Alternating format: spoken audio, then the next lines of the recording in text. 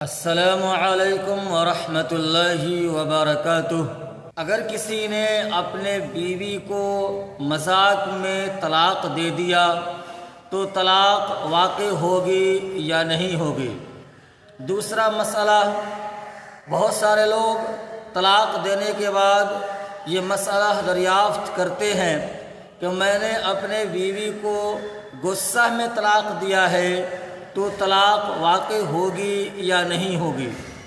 تیسرا مسئلہ، کسی نے اپنے بیوی کو طلاق کے لفظ سے طلاق دیا، مثلا یوں کہا کہ میں نے تجھے طلاق دے دیا، اور پھر وہ یہ کہتا ہے کہ مجھے طلاق دینے کی نیت نہیں تھی، تو کیا طلاق واقع ہوگی یا نہیں ہوگی؟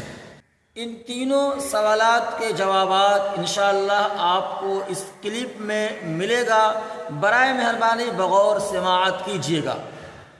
پہلے سوال کا جواب، اگر کسی نے اپنی بیوی کو غصہ کے حالت میں طلاق دیا تو طلاق واقع ہو جاتی ہے۔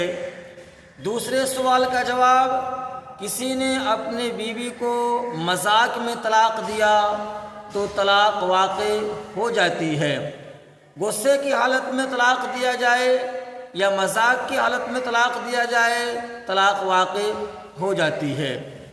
تیسرے سوال کا جواب، ایک آدمی نے لفظ طلاق سے اپنے بیوی کو طلاق دیا، مثلا زید نے اپنے بیوی سے کہا تجھے طلاق ہے، اور زید یہ کہتا ہے کہ مجھے طلاق دینے کی نیت نہیں تھی، بلکہ میں اپنے بیوی کو دھمکی دے رہا تھا، ڈرا رہا تھا۔ زید کی بات کا اعتبار نہیں کیا جائے گا، اس کے بیوی کو طلاق واقع ہو جائے گی، چونکہ لفظ طلاق ہی کے لیے استعمال ہوتا ہے، کسی اور معانی میں استعمال نہیں کیا جاتا ہے۔